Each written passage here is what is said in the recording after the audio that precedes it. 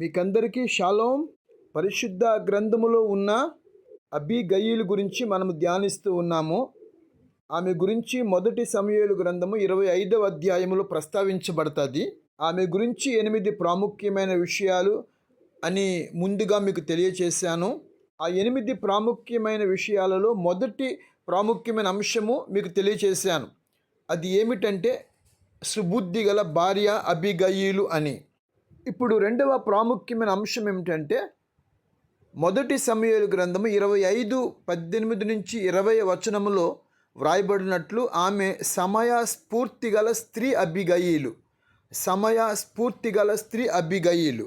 ఎందుకంటే అందుకు అబీగయీలు నాబాలుతో ఏమీ చెప్పక త్వరపడి 200 రొట్టెలు 2 ద్రాక్షారసపు తిత్తులను వండి 5 గొర్రెల మాంసమును 5 మానికల వేచిన ధాన్యమును 100 ద్రాక్ష గెలలను 200 అంజూరపు అడలను గార్ధము మీద వేయించి, మీరు నాకంటే ముందుగా పోవిడి, నేను మీ వెనక వచ్చేదనని తన పనివారికి ఆజ్ఞ ఇచ్చి గార్ధబము ఎక్కి పర్వతపు లోయలోనికి వచ్చుచుండగా దావీదును అతని జనులను ఆమెకు ఎదురుపడిరి.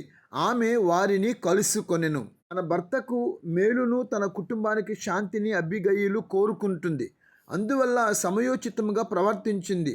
నాబాలుకు తెలిస్తే ఆమెను ఆటంకపరచవచ్చు. అందుకే ఆమె చెప్పకుండానే బయలుదేరి కుటుంబములో జరగబోయే రక్తపాతాన్ని ఆపింది. కొన్నిసార్లు స్త్రీలుగా మీరును కూడా కుటుంబ క్షేమము కొరకు మేలు చేయుటకు ప్రయత్నించండి. కొన్నిసార్లు మనం చేయబోతున్న దైవ కార్యానికి భర్త అడ్డు రావచ్చు, లేక భార్య అడ్డు రావచ్చు.